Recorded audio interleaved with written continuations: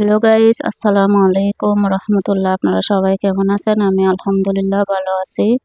কিভাবে গরু মাংস রান্না করলে বেশি স্বাদ হয় এটা শিখে নিন। আমি মাংসগুলো ভালো করে পরিষ্কার করে নিয়েছি, রসুন দিয়েছি, পেঁয়াজ দিয়েছি, টমেটো বাটা, তারপরে দিয়ে দিচ্ছি আদা বাটা। আপনারা যতটুকু খান ওই পরিমাপে দেবেন, অনেকে আদা কম খায়। আমি দিয়ে দিলাম কাঁচামরিচ, শুকনো মরিচ। আপনারা যখন দুইটাই মিক্স করে দেবেন, দেখবেন তরকারির টেস্টগুলো অনেক স্বাদ হয়। আমি দিয়ে দিলাম হলুদ, মাংসের মশলা, জিরা গুঁড়া,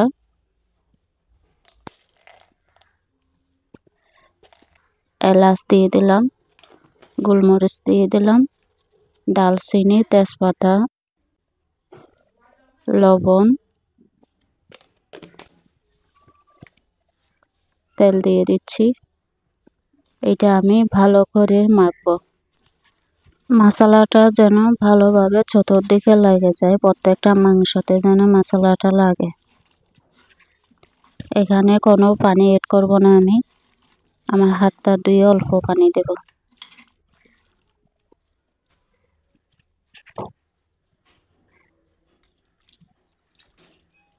ওইটুকুই যথেষ্ট। যতক্ষণ পর্যন্ত তরকারি বলক দেব না, ততক্ষণ পর্যন্ত আমি ঢাকনা খুলব না। না হলে তেলটা, তরকারির ঘ্রাণটা ভালো হয় না। দেখুন, অনেকগুলো পানি নিজের থেকে বের হয়েছে। আমি এখানে আর পুরো পানিও দিই নাই। যদি এই পানি শুকিয়ে যায়, যদি সিদ্ধ না হয়, আপনারা গরম পানি দেবেন, ঠান্ডা পানি দেবেন না। তাড়াতাড়ি মাংসটা সিদ্ধ হবে না। চুলার আঁচটা একটু কমিয়ে দেবেন, যেন না লাগে। কিছুক্ষণ পর পর লাগতে হয়, যেন তরকারিটা লেগে না যায়।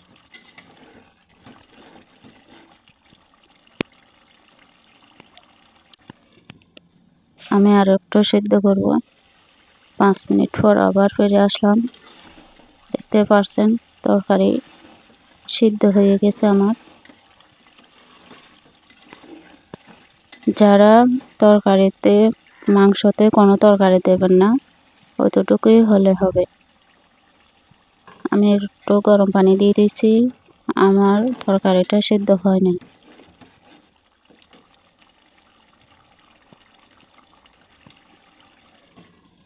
ভালো করে সিদ্ধ করতে হলে একটু সময় অবশ্যই লাগবে।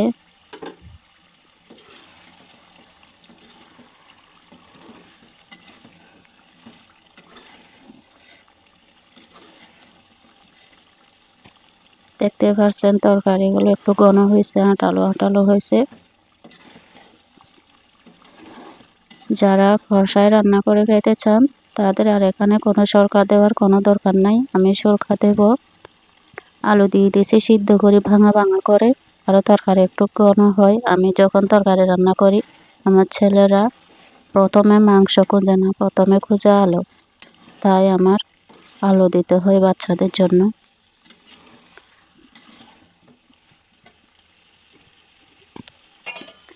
আপনারা সব সময় আলুটা সিদ্ধ করে দেবেন। অনেকে কাঁচা দেয়, তরকারি দেখা যায় এই যে তরকারিতে আলু আলাদা আলাদা হয়ে থাকে, মাংস আলাদা আলাদা হয়ে থাকে, কোনো আটালো হয় না তরকারি। একটু কষ্ট হলেই একটু সিদ্ধ করেই দেবেন।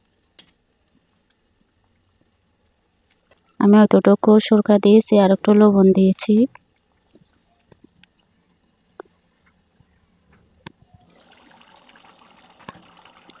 আমার তরকারি হয়ে যাচ্ছে, দেখতে পাচ্ছেন।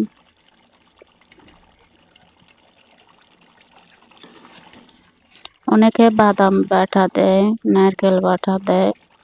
আমার ওগুলো ভালো লাগে না। তরকারিগুলো আরো মিষ্টি মিষ্টি হয়ে যায়। আমার তরকারি রেডি এখন। এখন শুধু পরিবেশন করুন পালা। ভিডিওটা ভালো লাগলে অবশ্যই শেয়ার করে দেবেন, অন্যকে শেখার সুযোগ করে দেবেন।